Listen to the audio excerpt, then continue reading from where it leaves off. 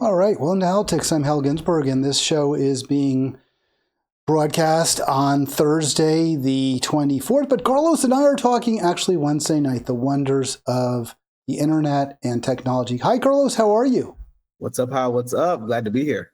It's really always great to talk to you. And I've been saying this over and over. The best thing about, well, there's a lot of things that are great about talking to you, but one of the best is I don't feel like there's any tension. We really almost never disagree, or at least not strenuously, and we tend to see each other's positions, even when maybe there's some nuance between our views. So I really do appreciate that.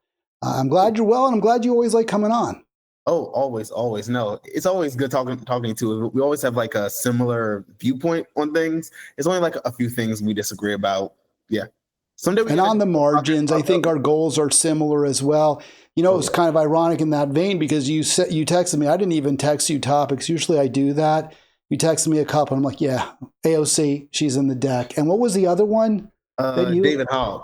Right. So we'll get to Hogg as well. I thought his name was Hogue. I thought he didn't like being called a Hog or Hogg. So it was Hogue, but it is Hogg. At least everyone calls him that. Carlos, I hate to go to such a depressing topic, but I feel I have a moral obligation. You know how Halitics is.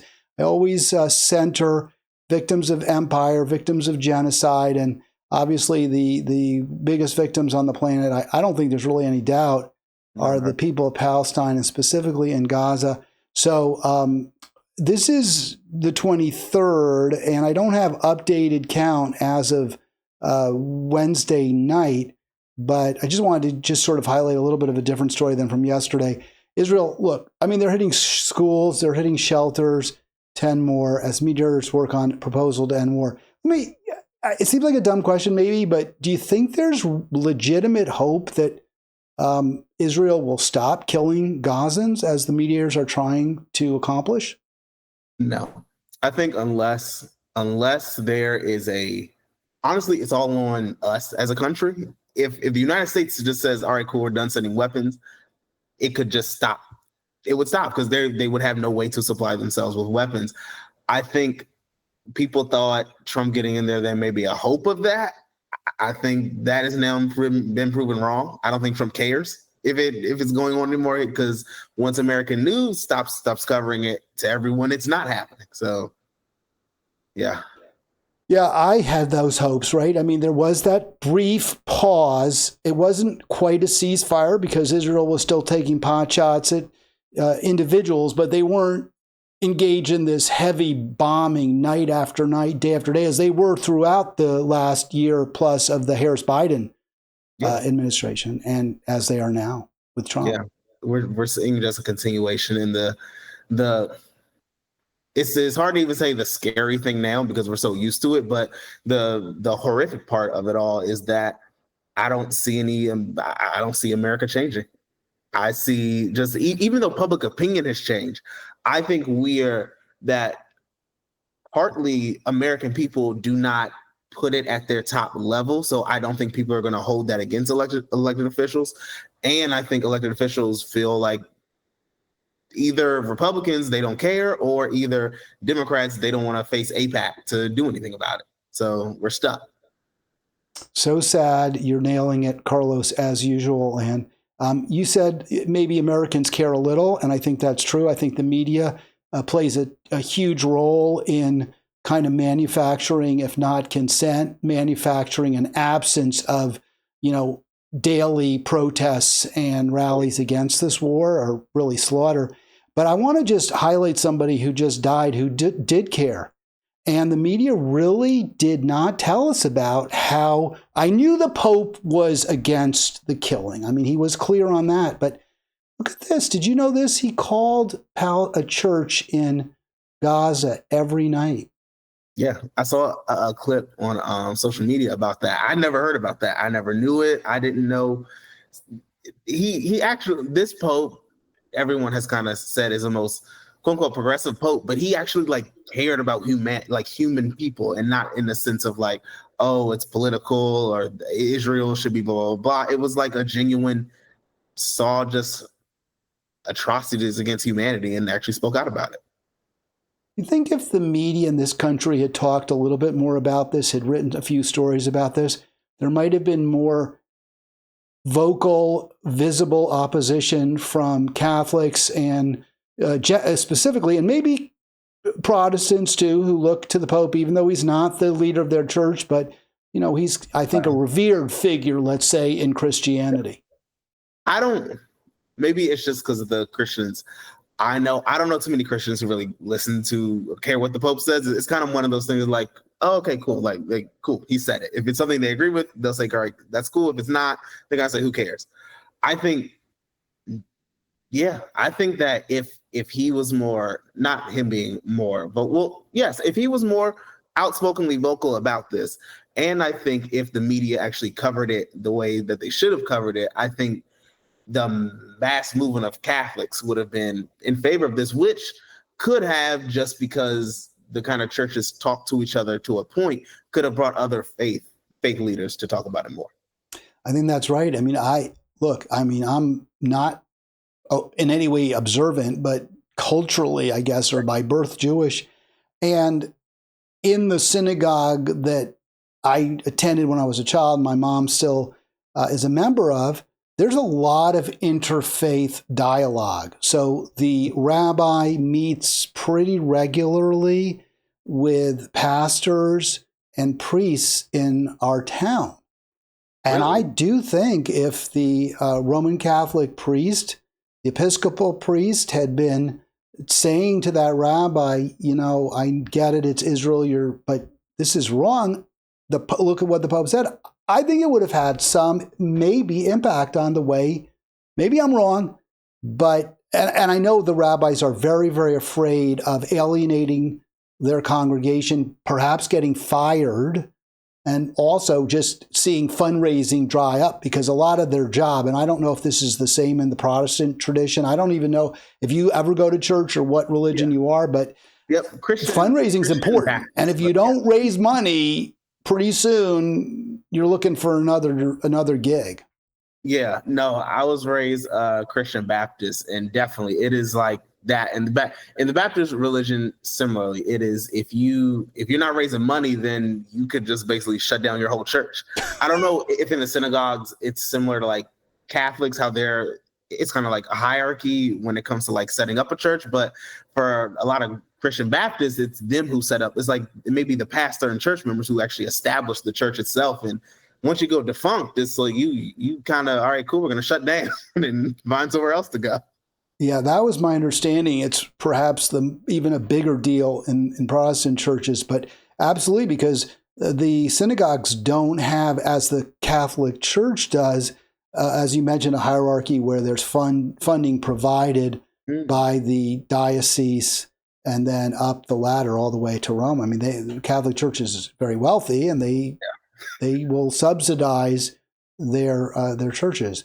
But for the Protestants and the Jews, you got to raise money. And I know the rabbis are very concerned about alienating, especially the wealthier congregants, which is, I think, very, very unfortunate and very unreligious.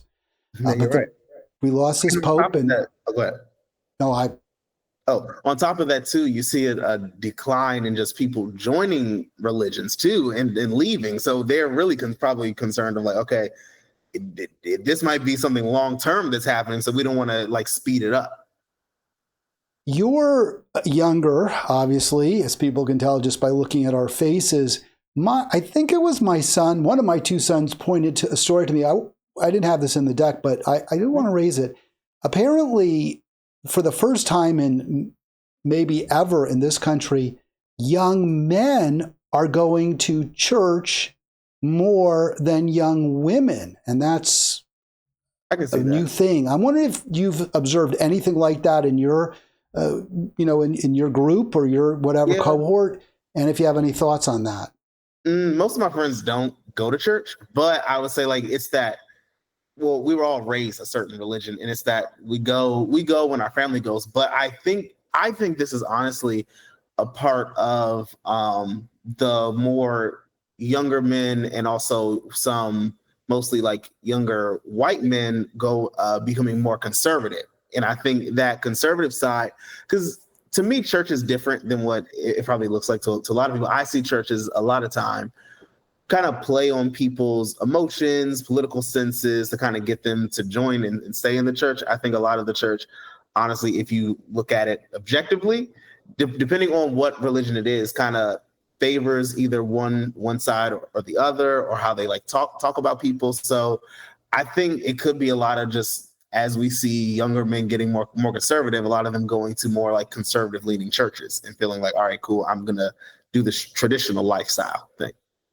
That's really interesting, because that is not what my thoughts were at all, but I don't discount what you said. I mean, that seems plausible. And actually, my explanation isn't counter or doesn't contradict yours, but mine would more be, and we've read a lot of stories about this, I think it's a tough time for young men in America today. A lot of males are really struggling, especially working class.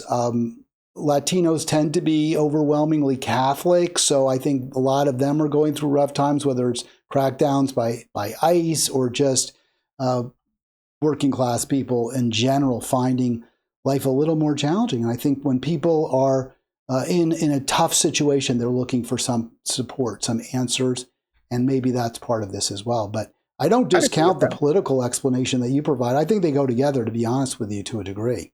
Yeah, but I agree with your point more on it is that kind of people searching for community and finding it.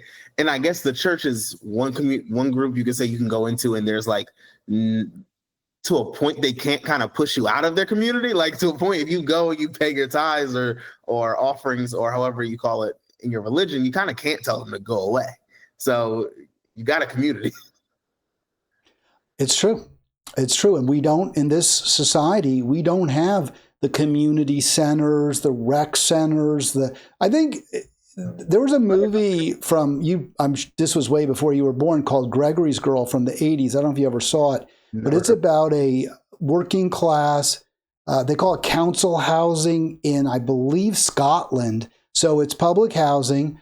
And there's like, the kids have all these different things to do. They have soccer fields, they have rec centers they go to, like teens, 13, 14, 15 years old. They don't want to go to bed at 8. They go to the rec center, they play ping pong. They have like a whole community that's all, in this self-contained group. And it's not for rich people. It's not an affluent community at all. It's just something that the government provided. And people were kind of happy, to be honest with you. Like, that's like a nice dream. Like, for America, that's like a wonderful dream. Like, in other countries, it's like, no, that's life. Like, this is just normal. And to think, they're doing that, but you have communities and areas in our state, Maryland, that are putting in curfews for kids because they don't want kids around certain places. So that's just amazing. Well, just to wrap up the story of the Pope here, now deceased Francis, every day since the beginning of the war, 18 months ago, the Pope rang the Holy Family Church in Gaza City at 8 p.m. and spoke to the pastor there. And I got to say that Father Gabriel Romanelli, however you pronounce it, or it must be Romanelli. What a hero. You got to figure he probably could have gotten out. Maybe not. Maybe just his duty was to his diocese and his parish. It's pretty impressive. I think a lot of people would have chosen just to leave, just be like, let me save myself, because I'm sure the Pope could get you out. Like, I'm sure their connections, wealth, all that could get him out if he really wanted to be out. But I think it really says something that he was that committed to staying there and helping the people, or his people. That's probably, at this point, I'm not sure how long he's been there. That's probably, he sees it as his family members, his loved ones, Yeah, it's a horrible thing that we're doing there, and obviously what Israel's doing. Just to finish up with the numbers here, I always put these up there. I've not changed them since yesterday, or since this morning rather. 51,305 identified Gazans as a minimum, and everyone who gives you the numbers says that's a vast understatement, a vast underestimation. And also, I do want to make it clear, this is a bipartisan genocide. We used to talk about the Harris-Biden numbers, so now the Trump numbers through April. Well, really, it should be now. I'm going to change that to the 23rd. We're looking at over 1,800 dead, and 39 people Tuesday, Wednesday, likely 1,000 or more children. So that's how, there's not a word for it, because, and it almost feels kind of worse because like we are American citizens, so it's kind of like it's our money that's going to do this. We're guilty of it.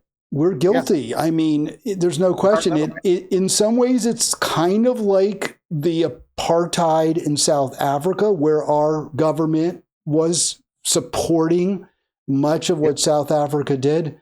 But in this case, we're even more, Israel's even more dependent on us. South Africa had other trading partners. I mean, so does Israel, but really Israel looks to the United States for the supplies it uses to commit this crime, this war crime. So atrocity. So yeah, I put this up there as one of the great crimes of this country.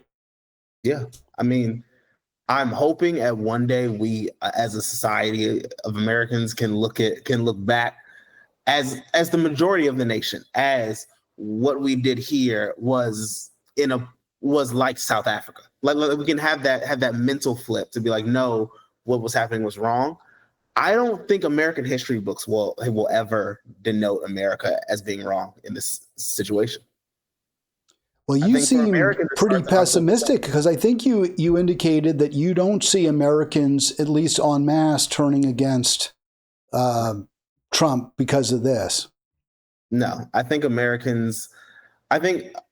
for America, foreign affairs is just never going to be the top of line issue. I think because of mostly the media, which doesn't talk about what happens around the world, and it kind of has always centered American views to say that we're the center of the world and it's everyone else who watches us.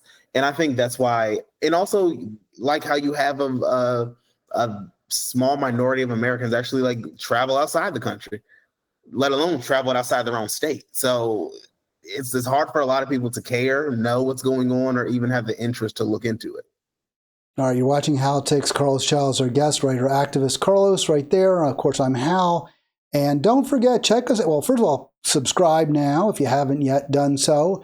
And also check us out on Facebook, the Halitics group. I'm big fan of it myself. A lot of real good back and forth there, kind of an intellectual, easy for you to say, fervor, what have you there. It gets kind of a little bit angry. I don't know if you've noticed that, Carlos, at all, but I actually had to kind of ban somebody a little bit, and I didn't quite ban them, but close. And it's changed there's a lot less rancor, but there's also fewer posts. And don't forget, let's see if I can get that there. Want more? Join Halitics on Facebook. There you go. So Carlos, do you think because the main theme of this program really is President AOC in question marks, do you think if she, and last time we talked, we really billboarded this, we foreshadowed it with the question, is she playing the long game, right? Is she placating the Democratic elites, the Democratic congressional base? So if she somehow runs and wins, and we'll get into whether she can, what do you think about that? Would she center Gaza? Do you think she would actually change our policies? Wow, you're really cynical. Okay, wait. Do I think she would change?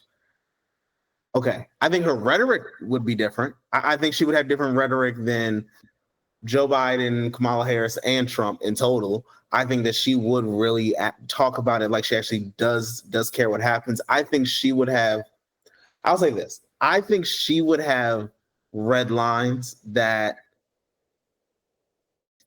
some of them would probably get pushed back, but I think she would have like an actual red line. Like I could see her being like, look, we're gonna stop sending you as many bombs, or we're only gonna send you defensive weapons and no offensive weapons. I can see her doing that. I still think she will send some form of weapons to the country. And I think she will be on the same level of saying a lot of people are very anti-Semitic, even though they're just calling out the government of Israel. She'll be like she'll tote that line. But I think she actually would not send offensive weapons if a certain thing happened. I don't think she would do it day one going in. I think it would have to be something horrific as like a momentary thing happens, and then I could see her doing that. It's a really interesting take. My inclination is that she would campaign as someone who would stop providing weapons to Israel. That's my initial inclination. Really? But I don't reject your analysis. I think it's quite possible, as you see. I mean, she did. I believe she voted. She abstained on that vote for the Iron Dome, something like that, which was, of course, the missiles that Israel uses. The missile system. Go ahead. She voted no at first and then abstained, and then changed her vote to abstain. Because didn't Nancy Pelosi make her cry, twist her arm or something? Mama Bear showed her claws and I got a lot of stuff for that because I referred to Pelosi as Mama Bear on Facebook. I don't know if you saw this, but it just sort of popped into my mind. Like, I was really critical of AOC, and I said, yeah, she'll do the right thing until Mama Bear tells her, don't do that. Yeah. And someone on Facebook who I know exactly who it was, and I'm not going to say their name, but they went after me and said, you don't do that. That's the most sexist thing I ever heard, calling Nancy Pelosi Mama Bear. How dare you call don't call an older woman Mama Bear. And I was like, it was AOC who called her that. Exactly. And I like linked to it. I said, dude, I should say, or dudette, right? I don't want to say but I said, come on, man. Come on, person. I'm not saying, plus, I don't think there's anything sexist about calling your Mama Bear anyway, but whatever. And I was expecting at least, okay, mea culpa, you're right. Nothing. There was just like, I'm not, crickets in response to that. All right, here are these two guys. This is Nate Silver and I don't know, his buddy Galen Druk. I just want to play this because they're going to talk about our gal pal there from New York, AOC, Queens, Brooklyn district, I believe. Maybe it's just Queens. Here we go. In the most liberal corners of America. And look, she navigated, for example, the Israel-Palestine stuff, which is a very difficult issue for any Democrat. She navigated that more carefully. By the way, I can't stand these guys. I want to be real clear. I don't like Nate Silver at all. I think he's really sort of self-important and doesn't do deep dives. I think that's a perfect example. Oh, it's really tough for Democrats. Yeah, it's tough. Well, if it's tough, explain why. Because they got a lot of money from weapons manufacturers and they don't want to buck their establishment. That's why it's tough. Otherwise, it's not tough. But he doesn't, he won't say that. So it's crazy when he goes to say, oh, she did it effectively. And then I can't say she did it effectively. So like she did it okay. Like she handled it. Yeah, I don't even think she has been effective on that issue, but no. I'm with you on that, Carlos. Let's just play a little more, though, because here they're talking about who is the front runner, and he does do a good job with the prognostications. He actually had, I think he said he was leaning to Trump barely in the last election. I thought it was going to be Harris, by the way. I was totally wrong. Another Democrat did, right? I mean, and she's made missteps. I mean, I think she kind of along with Bernie, kind of re-endorsed Biden at the end when clearly that was a train to nowhere and electoral defeat ultimately. But she's a canny politician. She's charismatic. She is one of the more visible figures in the party. And the anti-oligarch message, you don't have to love the term oligarch. It sounds a little bit old-fashioned, but that's pretty relevant when Elon Musk is, although I guess now kind of getting demoted, but basically the second most powerful person in the government right now. So, okay. So my first pick. Go for it. So I had this pick originally. All right. So his first pick is AOC, and then he's going to go down to Josh Shapiro. But that's what the Hill says too. They're pretty wimpy on this one. I just want to give my take. I think she's the clear front runner. I don't think there's even really anybody number two. I don't mean that she'll necessarily get it, but it's like Snow White and the Seven Little People. I was waiting to see how you were going to do that one. How this is one of the crazy moments where I don't agree with you at all. Okay. I don't think she is the number one pick. I don't think she's the number two pick. I don't think she's the number 3, 4, or even 5. I think people like her for the moment because I'll say this: the progressive movement as a whole, I think, likes her. they're her number. That's the progressive movement's number one. I think the mainstream of moderate voters who kind of are to take over the Democratic Party, I think they like her as like an attack. I think they would be like, oh, make her make her a cabinet person. They're not going to want her to be the front runner. They're gonna look towards a Gavin Newsom. They're gonna look towards like this, a Gavin Newsom, Josh Shapiro. Gretchen Whitmer in Westmore now, especially because of George Clooney. But like, that's who you're gonna have. She's not gonna be, in my mind, number one. I think because a lot of people still have that bad taste in their mouth with her protesting Nancy Pelosi, her kind of they're gonna do to her what they say about Bernie Sanders of she's unelectable to the mainstream of the general election. Like, they're gonna make it so that she can't win a general election. So I want to drill down into that a little bit, because what you're saying to me sounds somewhat like what Sabby Sabs and some others have said, which is basically the establishment won't let her win. And to define the establishment, I'm going to say Nancy Pelosi, although she's very old now, I think she's in her mid-80s, and I don't know how much more time she'll really be able to exert the influence she still wields, right? She still has a lot of power. But we're talking about the establishment, so clearly Pelosi, Obama, right? I mean, they're probably the two kingmakers, queenmakers in the Democratic Party. So let's use them, and I don't know who else would even be at that level. Maybe Hillary? I don't think so. I think she holds donor money. Like that's it. Like she points to donors where to go. Can they stop AOC? Would they stop AOC if they could? Oh, I think they would. I think they would see her. They would see her in a version of a younger Bernie Sanders, someone who's there like, we don't even want to deal with her. And I think that they can even see her. I think I don't think she would be as strong as a Bernie Sanders just because I think he has a history of him just being an independent senator. So they're like, look, you're already not aligned with the party enough to register as it. With her, they give her a little bit of grace because she will be, for a lack of a better word, co-opted. I hate that word for her, but she'll play. It's more than just playing nice, because she will like actually change her position on things based off of where the establishment tells her you can only go this far, and she's going to go right up to that line. I think that they view even going up to that line that they give her too much and going way too far. They're going to say, when you get to the general election, they're going to talk about all the stuff that she said that was quote unquote woke and say she can't win. She's not going to win over voters. She's polarizing. And that's it. All right. So really, let's continue to drill down at this. I mentioned establishment figures, and one who I didn't mention, but who clearly was very influential both in 2016 and 2020 is South Carolina Representative Jim Clyburn.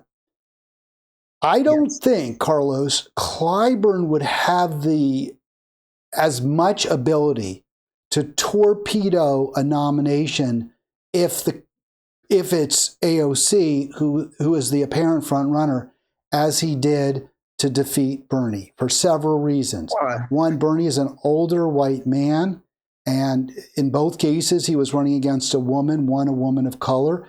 Clyburn's influence is tremendous with Southern middle age to senior African Americans. Yep. But I don't think he would be able to turn young people against AOC.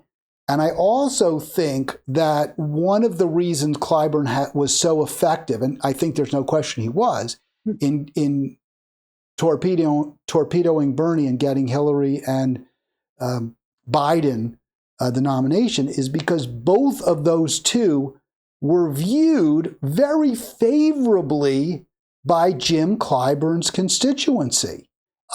Hillary was the wife of the first black president.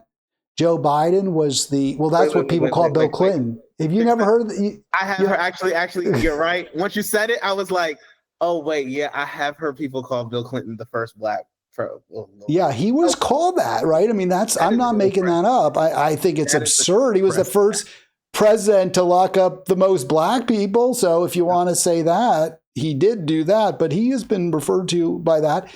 And so, Hillary was well regarded, certainly among that cohort. Oh, yeah. And Joe Biden is the real first black president's vice president. So I just don't see Jim Clyburn being able to move the needle quite as hard against an AOC as he could against the Bernie. I think he could. I think he will make it so, especially if it's a Wes Moore, he's pushing Wes Moore in front of her. I think he's pushing any of the people on this screen in front of her and saying that she can't win. I think their biggest point is I think he would play race differently. I don't think he will play it up and say that like AOC basically trying to paint her as a white woman. But I think he's going to say like, she doesn't know our community. She doesn't know us. She doesn't know black people. And no, don't vote for her because I'm a Southern black leader of older black people. So she doesn't know the South. Like she doesn't know our lifestyle and our way of thinking. And yeah, of course, younger black people are going to support her over name your establishment pick because younger black people supported Bernie Sanders as a majority. Yeah, we've got Carlos with us. Let me throw one other point at you. See what your response is. Not only did you have in those two previous races, 2016 and 2020, a alternative to Bernie who was very well liked by the people Jim Clyburn has the most influence over, but you also had a candidate who was generally considered the real front runner. Nobody ever wanted to see Bernie as the front runner. It was Hillary and then it was Biden. Yeah. So we see something very different here.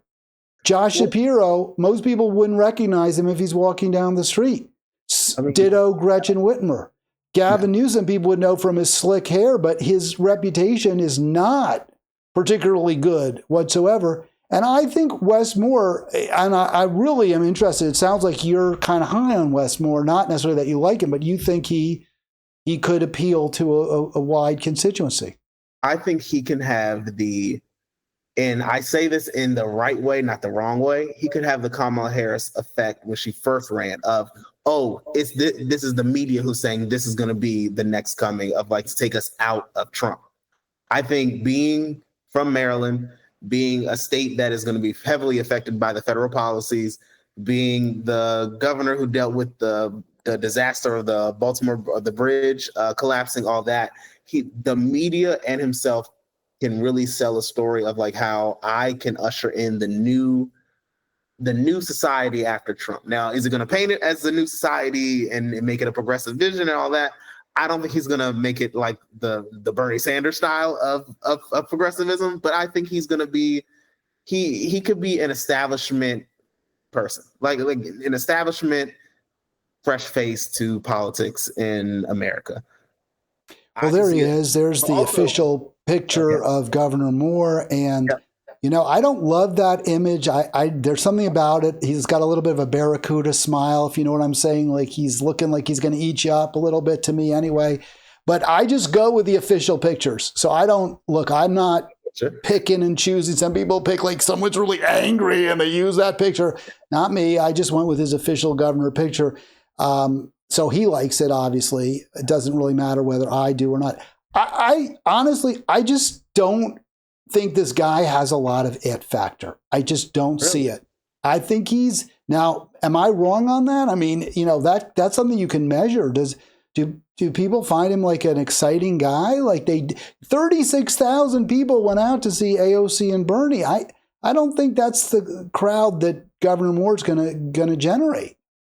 So I'll say the reason that I agree with you and I disagree. I agree with you because I think that he isn't at the moment the person who can galvanize, like he can go out to a state and get 36,000 people. In Maryland, could he do it? I don't know. But I think give him a national platform, give him the Kamala Harris effect when it came to her announcing her run.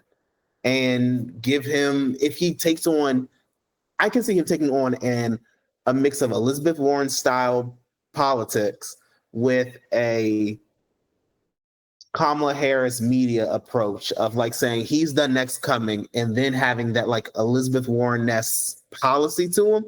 I can see him being able to create like rooms of thousands of people. I can see him having like one of those selfie lines that Elizabeth Warren made note of. But also we have to think too, the first primary state is now South Carolina. So Clyburn going to have a big effect for years because of that. Yeah. Do you think, well, I'm trying to think of how best to ask the question. What? Do you think that's good for the Democratic Party in terms of its chances of prevailing to begin the race in South Carolina? And I ask that question, I just want to caveat with both in 2016 and 2020, South Carolina chose the eventual loser in the general election. Yeah. I mean, South Carolina is a lot more conservative. I'm not even going to say moderate. It's a lot more conservative as a state. It's a red state. So it's not a place where it's not a state that you're going to throw somebody or get a primary of and figure out who can get the most Democratic votes. I think it's going to look at who can be most appealable in a general election sense. If we were living back in like the 1960s, 70s, 80s, when people actually like would vote bipartisanly and stuff like that. We're not in that now, where the majority of people vote totally down ballot a certain party unless you have a really polarizing figure. And to be honest, to a lot of people in 2024, Trump was not as polarizing as they thought of him beforehand. Honestly, it's not going to, I don't think South Carolina is a good pick. Honestly, I would rather choose a Georgia, which seems, if they want to go with a black-led state, choose Georgia. Like they literally were the deciding factor. Well, look, the Democratic establishment wants a conservative state. They absolutely do. They don't want Bernie. They don't want, as you said, AOC. They would, I don't know, I assume they would like a finance guy like Governor Moore, who's going to be a moderate and they hope can appeal to folks. I'm not really sure. So, yeah, this was kind of designed to mute the progressive voices, the young folks. Definitely, no question about it. That was the purpose of doing it this way. Would you vote for any of these people, either in a primary, which I don't guess you don't, but would you? And would you vote for them in a general election? You know what? In a primary, I'd vote for AOC over all of them. I'd vote her. Hopefully there was another progressive candidate who actually had like the kind of long-term history of being a progressive person and kind of holding out their votes, but we don't really see that anymore. So I'd vote for her. I guess if I'm going based off of just where I live, I'd have to vote for Weston Moore second. After that, I don't really care about any rest of them. I mean, I'll throw this to you too. After you say who you vote for. Well, I would consider, let me say it this way, I would vote for AOC in the Democratic primary. And if she were the Democratic nominee, I probably would vote for her in the general election. I would not vote for any of the others in the general election at this point. And I would definitely not vote for Shapiro, Whitmer, or Newsom under any circumstances. No. I'm not a big fan of Wes Moore. I don't think he has been a particularly progressive governor. He's tried to cut things right down the middle.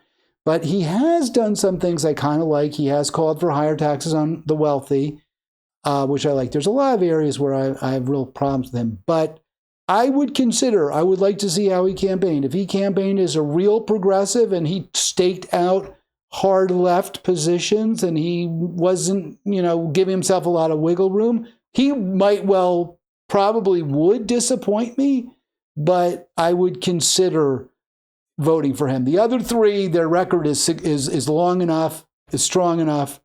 Whitmer might be interesting because of her pro-labor sort of views, but I'd have to look at the Shapiro. Definitely not. Uber Zionist, no way. Newsom's complete phony, no way. Probably not Whitmer. Doubtful, but maybe more. Yeah. Yes to AOC, but not because I particularly like her. She's sort of my floor, right? She's a little bit below my floor, but I think if she were elected, we might see some good things happen. You're right. For people on the actual left, she's like the litmus test level. Like if you're at least where she is, then we'll pay attention to you. If you're doing better than her, we actually might vote for you. But so how about this? I view as what could happen is as we get closer to like in the actual season, but once we're in like near the South Carolina primary, could you see a Josh Shapiro being like I think he's going to be one of the front runners just because Democrats aren't going to want to get painted, or Democrats still are like in AIPAC's pocket. So AIPAC's going to be pushing him probably as the front runner.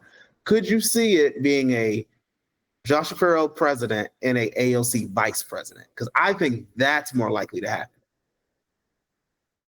as a nominee. No, because I honestly don't, because I actually don't, because I think if Josh Shapiro did win the nomination, he would not pick AOC. I just would be shocked. I mean, unless they were as a dead heat, it was like a toss up between them and he just barely edged her out, maybe, because there would be real fear on his end that, especially if her supporters thought it was not on the up and up, there was foul play going on, he might feel that the only way he could win. But I think there would be tremendous pressure on him not to choose her. But I don't know. I honestly think it would be more likely the other way.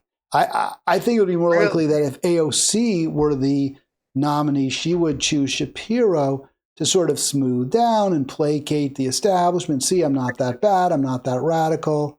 I'll support Israel, that kind of thing.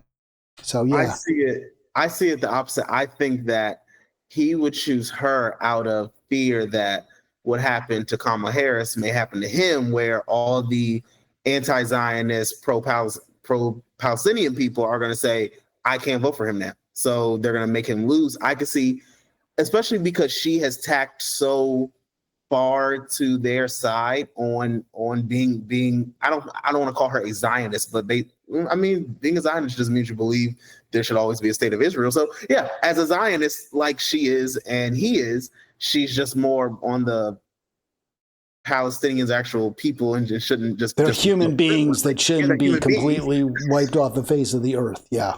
For that part, I think that they'll feel like, hey, you're the vice president, you can't do anything. We're going to tell you don't go speak at any pro-Palestine things ever in your life, but you can just, be their vote, be their support, and say, like, we're going to treat everyone with dignity, humanity, what he doesn't want to feel like he's going to say.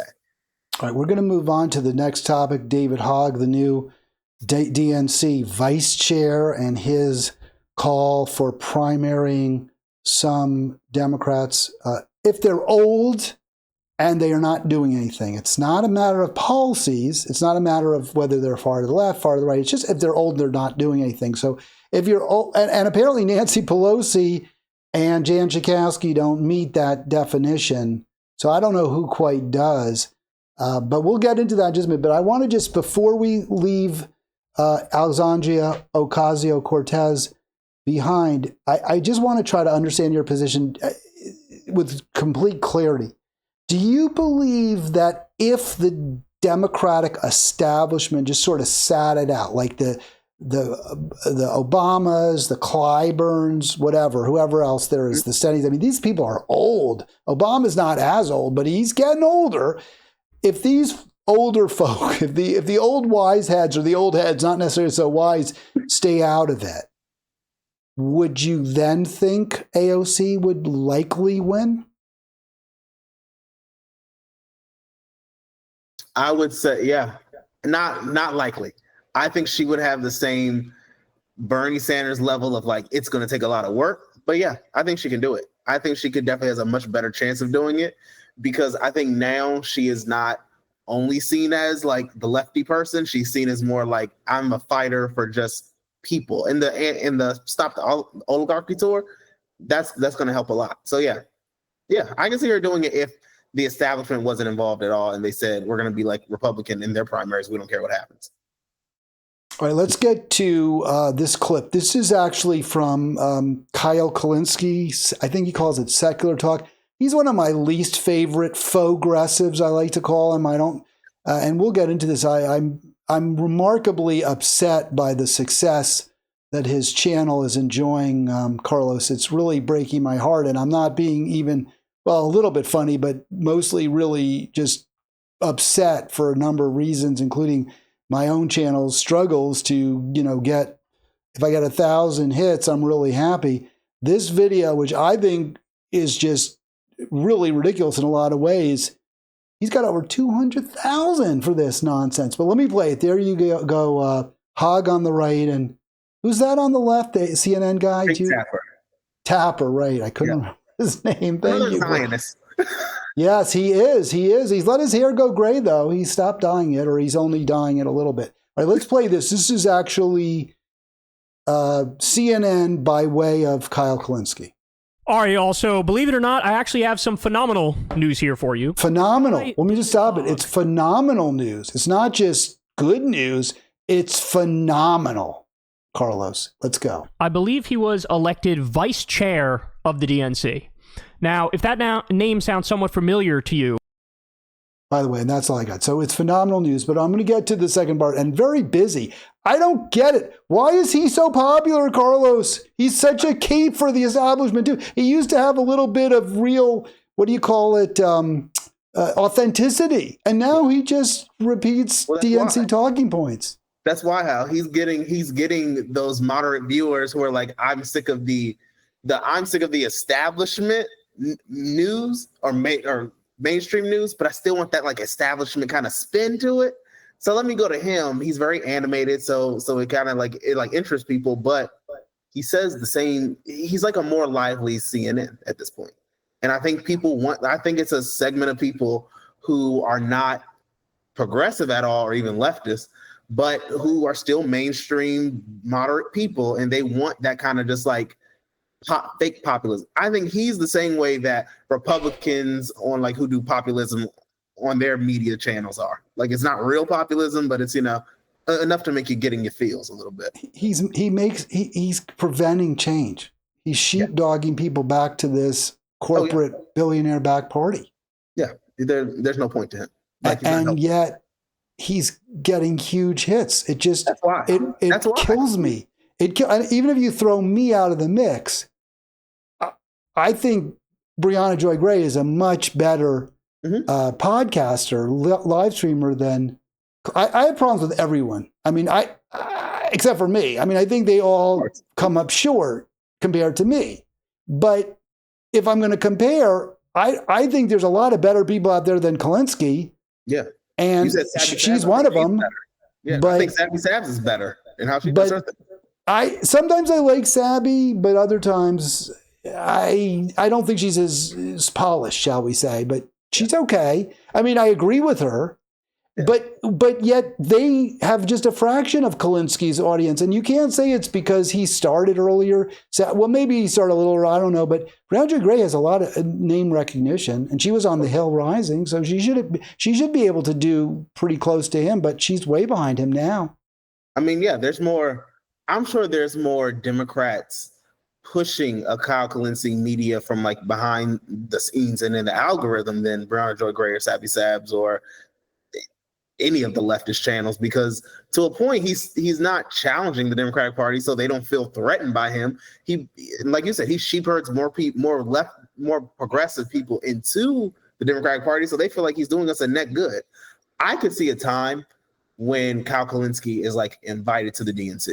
Like not as a speaker or anything, but like we want you as part of our like media team of people to give out posts, do that, and yeah. Well, I think he said, what did he say? This is outstanding news. It's outstanding. Here's David Hogg. Let's see if we can get what's outstanding. Washington, D.C. Just a few.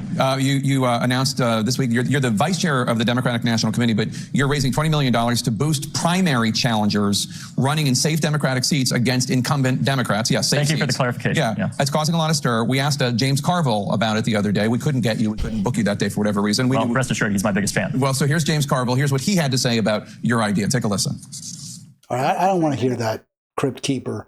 But the thing is, Carlos, this is outstanding news, and it's really not. It's just we're going to put a few shiny new deck chairs on the Titanic's, whatever they call it, the romantic deck or wherever they have it, and get rid of the old ones with the peeling paint. But we're not going to get really good chairs. We're not going to get high-end chairs. We're not going to get chairs that will actually be comfortable to sit in and that will, massage you. They're going to be the same crappy, cheap chairs that, we're getting a kickback for every chair we put on deck. But that's outstanding news for Kyle Kalinske. Yeah, I mean, we don't even get a lifeboat. So I guess why not? You don't want a nice shiny chair as like the iceberg comes. At least you'll be a little bit more comfortable. Take a good selfie. No, I don't get what the outstanding news is so far. Like, I'll say this. A part of me understands why he's not challenging Nancy Pelosi. And I'll say because I don't think he can. I think he thinks that's just a waste of money at this point. Because I don't see her. I don't think the wealthy people of San Francisco who vote her in care to not have her over any progressive person. I think she is going to be one of those people. She will either die or she will retire. That's the only way you're getting rid of her. I think the same with Steny Hoyer. I think the same with Clyburn. I think those are people who there's going to be no money back challenge to get rid of them. Well, then say that. See, then I'm okay with if he said, yeah, probably it would be nice if Speaker Pelosi retired. We'd like to see, some fresh blood. But the fact is we have a limited amount of resources and we're not going to be able to defeat her. So we're going to use our money in places where we think it's more likely to be impactful. I would be okay with that, but that's not the message he's giving. So, but again, to your second point is too, I don't think he's going to usher in no wave of like a new version of the Justice Democrats. You're going to get I think at most you're going to get a Maxwell Frost. I actually like Frost better than most. I mean, he is, again, this is what they do. They say some good things and they sound good. And Frost is a good speaker. See, this is why, and I maybe I got to go back and look at my Westmore again. I don't think AOC is even that great a speaker, but she does grab people. She has a certain charisma to her. I think Maxwell Frost is really good. When I've heard him speak, I've been really impressed. But, he's a brand new guy. And say again? I've never been amazed by like speeches in general. So like that just never grabs like me at all. I think that like Maxwell Frost is like, I don't know, adjacent to the squad, I guess, or something, but he's not going to lead anything new. Like he's not going to lead some revolution of like leftists or progressivism. And I think that's what we're going to get. We're going to get a lot of Maxwell Frosts. We're going to get a lot of Ayanna Presleys, like the ones who aren't really going to do anything. They'll still vote the way they're supposed to vote. And they're just going to be younger, fresher faces. You're not going to get a Rashida Tlaib out of it. I hope Maxwell Frost is a little more progressive than you are saying. I don't know that he is. You're probably right. They all disappoint me. Jayapal, doesn't matter. Even at one point, Raskin, I had hopes for him. He disappointed me. That was a long time ago. There's nothing you could do now that would disappoint me because my perspective on him is so low. But that said, at some point they all do. But I don't know, for whatever reason, Frost strikes me as a little bit more to the left than some of them. Okay. I mean, I just like, even if to me, Maxwell Frost probably has the same or similar voting records to AOC. Probably the same as Ayanna Pressley. It's probably the same as Pramila Jayapal. Pramila Jayapal probably has a worse voting record than AOC, Ayanna Pressley, and Maxwell Frost. But I think like those three have similar voting records. I don't think that David Hogg is going to invest money in, also while you're still the vice chair of the DNC, to a Rashida Tlaib type of people who are even going to call out one thing, if it's not Palestine, at least something that they can continuously call out. Because I think that would even be too challenging for the Democratic Party to say, we're going to keep you or even put you here.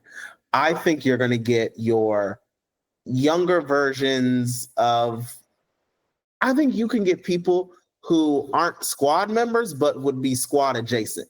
But I also think that they have destroyed the squad enough to where it's not a squad anymore at all. It's nothing. There is no point to it. You mentioned Presley. Let me just cut you off for a sec. So are you saying that if Ayanna Presley goes down to South Carolina and she stands next to AOC on stage, you're saying Clyburn's power would be such that that would have little impact on the South Carolina voters? He could, even this dark-skinned black woman who is powerful, is standing right there with AOC. The South Carolina voter doesn't care. They're going to vote for whoever the fish fry Clyburn says to vote for. Yeah, older voters. I think older voters would not care about Ayanna. I think it also has to do with your name recognition to the people. And I don't think she has a name recognition in the South, especially being someone from the Massachusetts area, that she's going to have the name recognition in the South of, oh, we should support her, we should vote for her. I think a lot of the older voters are still going to rely on that same, we've heard this name, this is the person we get our source of news of who to vote for from. Now, I think younger people would use that. They would run with that. I just don't think older people are going to care about Ayanna Presley coming. I don't think, other than if Obama himself came and stood next to her and said, vote for AOC, I don't think older black voters in the South would care.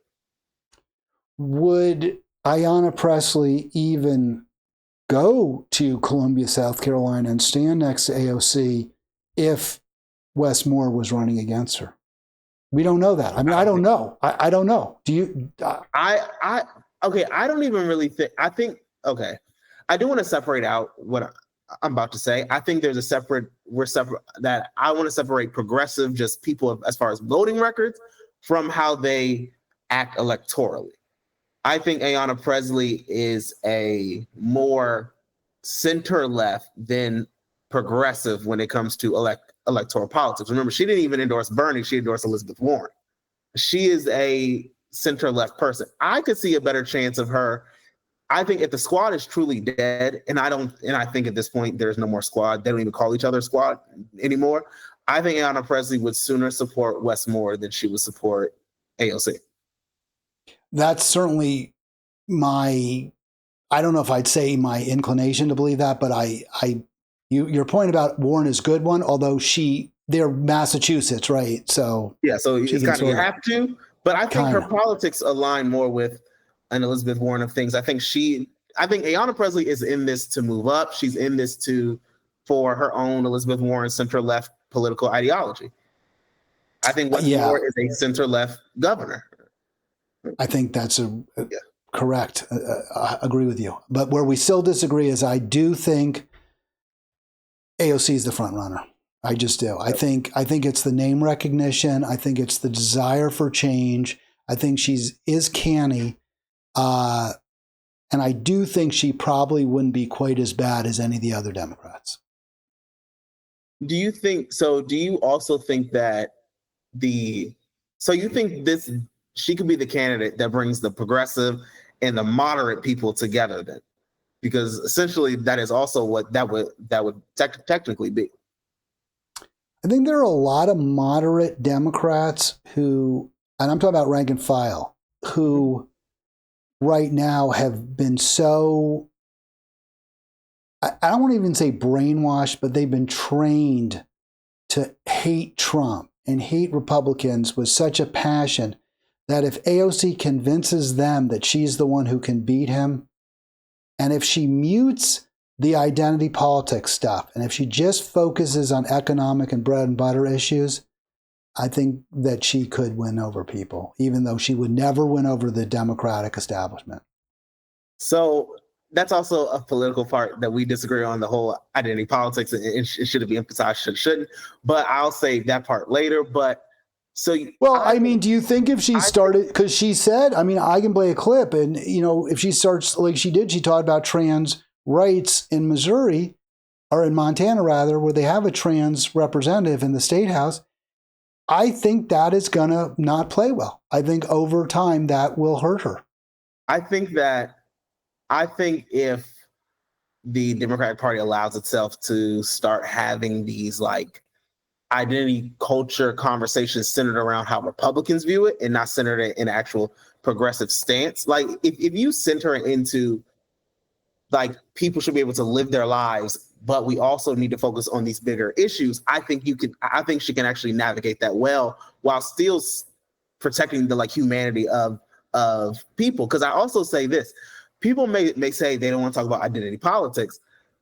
For a lot of people, talking about Black issues is seen as identity politics. In the Democratic Party, you need Black voters to come out. Now, I think that the Democratic Party has done a good job kind of ignoring Black issues because they say, hey, you're going to vote for us anyway, so why do we care? But I hope because who knows what could happen. I hope that we're getting to a point where people actually start looking at Black issues or Black voters actually saying, if you're not going to represent our issues, why vote for you? And I think that has started happening, especially with Kamala Harris, who was struggling and didn't even get as much Black male support as they thought that she would. So, well, when I say identity politics, what I mean is where you single out a particular group and you say, I'm going to a particular group based on innate characteristics, not economic characteristics, but innate identity, gender, sex, race, nation of origin, immigration status, where you single out a particular group and you say, I am going to target that group for a particular, redress or particular benefits or dispensations or whatever you want to call it. Mm-hmm. And I'm not even talking about a community. So if you say, well, look, we're in St. Louis, and East St. Louis actually is Illinois, but all right, I mean, in a poor Black section of the city, mm-hmm. I am going to really direct resources to improve this area of the city. I don't consider that identity politics. That's not innate. You're not saying, oh, it's because you're Black. You're saying you live in a poor, rundown area, and it's not right, and we're going to address that. Okay, I understand that part. I will still say I think that identity politics about talking about a specific group of people, whether it's based on race, sexual orientation, gender, however, I think you can still do that, especially when you mention immigrants too, because I think the right does it well as demonizing people or saying like, hey, we should target these groups of people. I think the left, or not left, but the Democratic Party as a whole, they don't do well because they don't have a set of morals or a set of values that they say we stick to this. The Republicans stuck to their messaging on immigration when it wasn't popular till it became popular. Whereas what we saw Democrats with Obama and putting forward Dreamers, that was very popular. But since they kind of started faltering in their actual support for it, and then you started seeing Democrats go to the right on immigration policies, then you have no case for it. Then people start all together saying we don't like this group of people. So I think even with trans people, there was a high that trans people had technically in the media. It wasn't even through Democratic policies. A lot of them didn't do anything to support trans people. It was more so the media just started talking about them a lot. I think if Democrats would have stuck to, we are not changing any of the laws like to demonize LGBTQ people because they are still citizens like everyone else, and started saying we're just going to make sure that they are protected as citizens and everywhere else, it will be fine. I think Republicans will have nothing to talk about. I think that's the problem with identity politics, is that the right always uses identity politics to say this is a negative thing, where the Democrats always try to view it as we're going to talk. Well, you know what? How I just thought about it. When they start saying the left came up with identity politics, that's not really true, because Bernie in 2016 never really ran on any type of identity stuff. He didn't want to talk about race when it came to Black people or anything. Hillary Clinton was saying— It was Hillary who said he's not going to help you. Bernie's not going to help you. That's what she said. Yeah. Let me. I'm glad you actually called me to task on this, because I was going to. This is sort of how I want to wrap up. And it actually, we've been mentioning podcaster YouTuber Sabby Sab, she had a take on this, and I wanted your thoughts as well. So here's, I think the clip is going to be of AOC, so it'll be briefly AOC. President AOC, question mark. Here we go. It is not a coincidence that billionaires like Elon Musk dumped billions into this election to support Donald Trump. And he sure as hell isn't doing it out of charity. And we saw it right here, just last election, right here in Montana, the crypto lobby and dark money funneling tons and tons of money trying to buy elections right here in the state of Montana. And time after time, we've seen how our government and laws are more responsive to corporations and lobbyists than to the will of everyday people and voters. And we also know that the agenda of dark money to keep our wages low and to loot our public goods like Social Security and Medicare to give to the rich is deeply unpopular with the people across party, across background. All right, I'll stop it there for a moment, or for good. And I want to get into the substance of what she said. But first, I put that full screen. Sabby Sabs made the point, you don't see a lot of dark faces. There wasn't one. I looked through it. I didn't see any. And Montana's a white state, but it's not only whites. There's also a pretty sizable indigenous people population. And I didn't see any, I don't know. You can't always tell. And I don't want to play that game, but is that, in your view, as it is in Sabby's, a problem for AOC and Bernie? Yeah. I mean, they're not even coming to Baltimore, like Atlanta. Like, they're not, it seems like they're doing what the Democratic Party has always done. Whenever they lose an election, or even when they win an election, it goes to, how can we get more white voters? How can we win in these Republican white areas? And even in Republican areas, they don't go to black voters. Like, how do we get more? If you all are more black voters to come out and vote, it's always, well, how do we get more white people? Because those are the people that we're losing, and we get placed as, we're going to win you anyway. And I also think this is in the Democratic Party that doesn't really center, or it is the Democratic Party and also the left of the party that does not center black people and black leftist politicians either.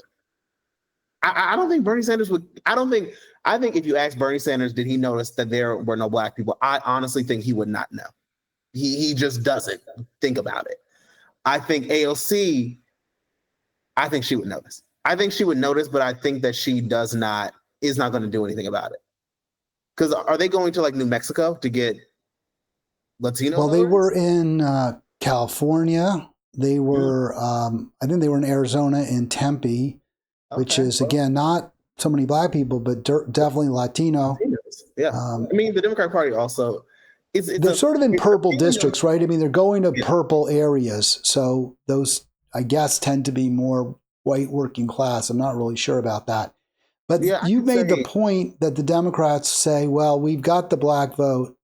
And it's kind of true, right? I mean, even in the last election, yes, she lost some black votes, Kamala did, but she lost more white working class votes and Latino votes. Yeah. So you do kind of oil the squeaky wheel. And the African-American Democrats aren't squeaking nearly as much as everyone else. No, I think that, and that's something I hope black voters over time do. I think I hope a lot more black voters. I think for black voters, our two parties should be the Democratic Party and the Green Party. And then it's like, you have to earn us one of you all's parties.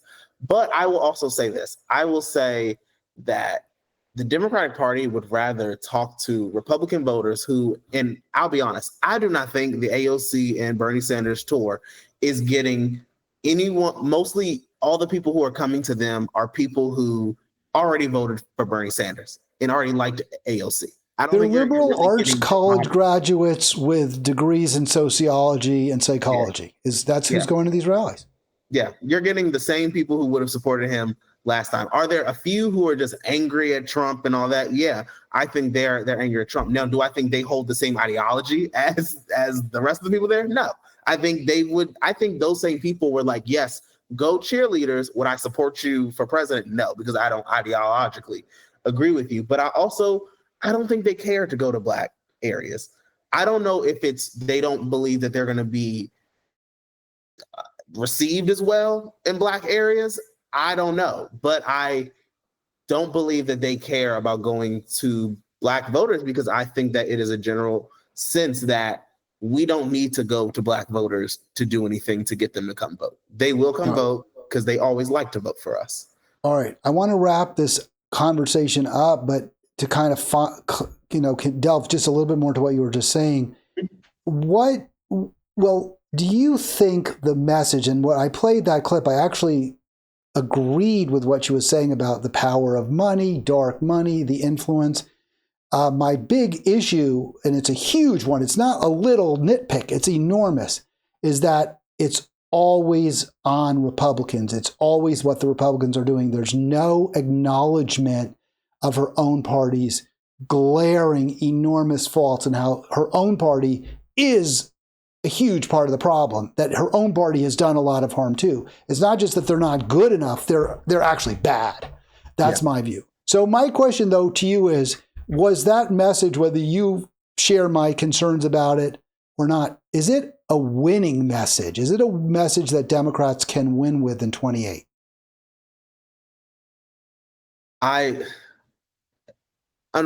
Yes, I think that it is a winnable message because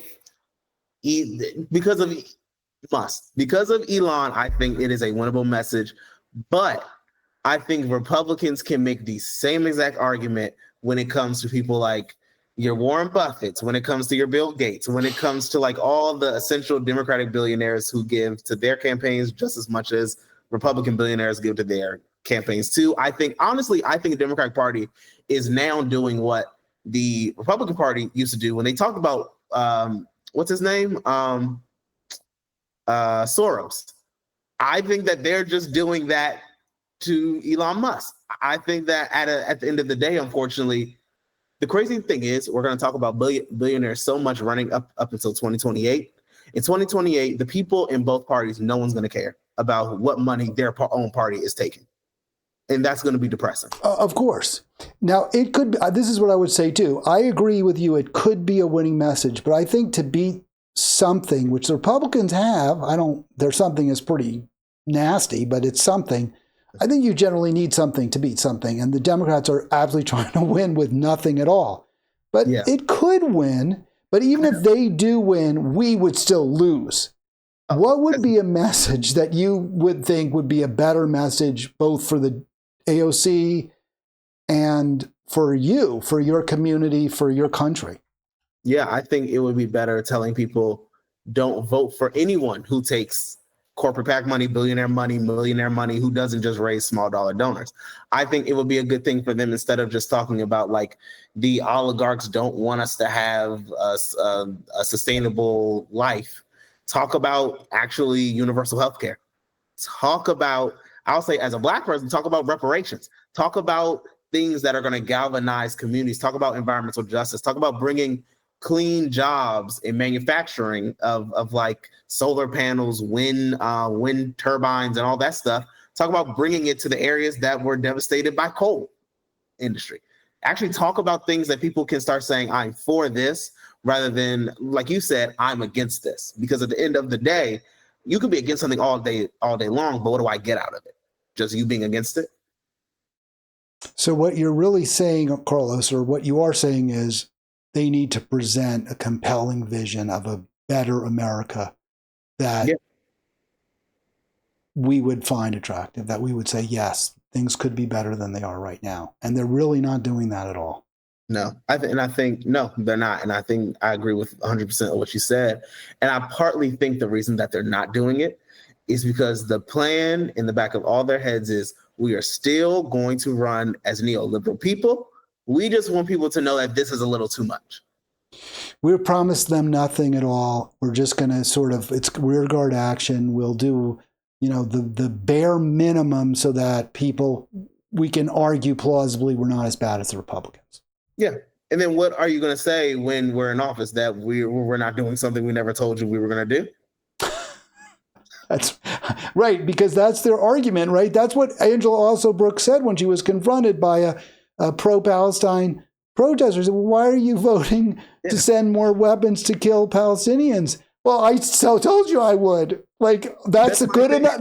That's an answer. Well, you did, but doesn't make it okay, right? It's not okay to do that. I mean, honestly, I think that should be a lesson to voters at the same time. We can't say we expect X, Y, and Z from a politician. They don't run on that. We vote them in, and then we say, well, why didn't you vote for X, Y, and Z? Well, I'm actually being true to what I said. I told you I wasn't going to support y'all. I didn't support y'all.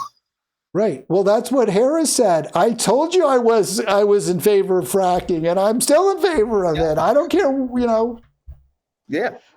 All right, Carlos, any final words before we put this off for another week or two? People, vote for people who are actually going to actually make your life better. Don't vote for people because you feel like you have to vote for them, or you feel like they're the least evil, because that still means that they're evil. Like, just vote for people who you actually would be proud of yourself voting for and feel like they're actually going to do something for you. And I think that's a grudging, very tepid quasi-endorsement of AOC, as best I can tell. Is that right? Is that fair, Carlos? I would say it's a very, very lukewarm support for her, a big support for another party, for possibly third party. But let's see what they do, because they're scary too. Well, we got to talk about Andy Ellis at some point, running for governor here in Maryland on the Green Party ticket. That's going to do it for Carlos and me. I will be back actually Friday for the free-for-all. Thanks, Carlos, and we'll do it again soon.